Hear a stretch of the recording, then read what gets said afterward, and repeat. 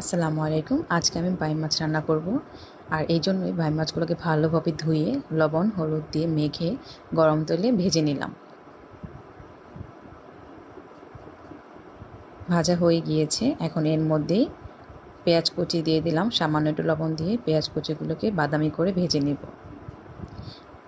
এরপর এর মধ্যে এক এক করে আদা বাটা, রসুন বাটা, হলুদ গুঁড়ো, মরিচ গুঁড়ো, ধনিয়ার গুঁড়ো দিয়ে ভালো করে নেড়ে চেড়ে ভেজে সামান্য একটু পানি দিয়ে দিব।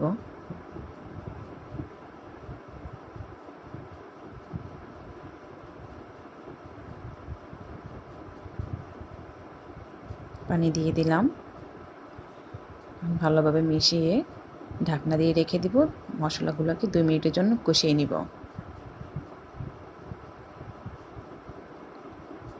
2 মিনিট পর চলে এলাম, দেখুন মশলাগুলো কষানো হয়ে গিয়েছে।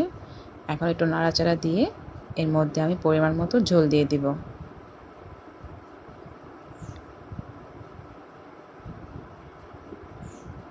পরিমাণ মতো ঝোল দিয়ে দিলাম। এখন ঝোলটাকে নেড়ে চেড়ে আমি আবার রেখে দিব 1 মিনিটের জন্য।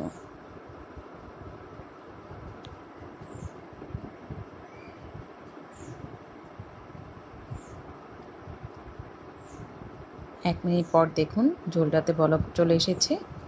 এখন এখানে আমি ভেজে রাখা বাইম মাছগুলোকে দিয়ে দিলাম। নেড়ে চেড়ে বাইম মাছগুলোকে ভালোভাবে ঝোলের সাথে মিশিয়ে নিলাম। মিশিয়ে এখন এর মধ্যে ঢাকনা দিয়ে রেখে দেব আর 5 মিনিটের জন্য। 5 মিনিট পর ফিরে এলাম, দেখুন বাইম মাছ রান্নাটা কত সুন্দর হয়েছে। ঝোলটা অনেক সুন্দর গ্রেভি হয়েছে। এটা খেতেও খুব মজা হবে।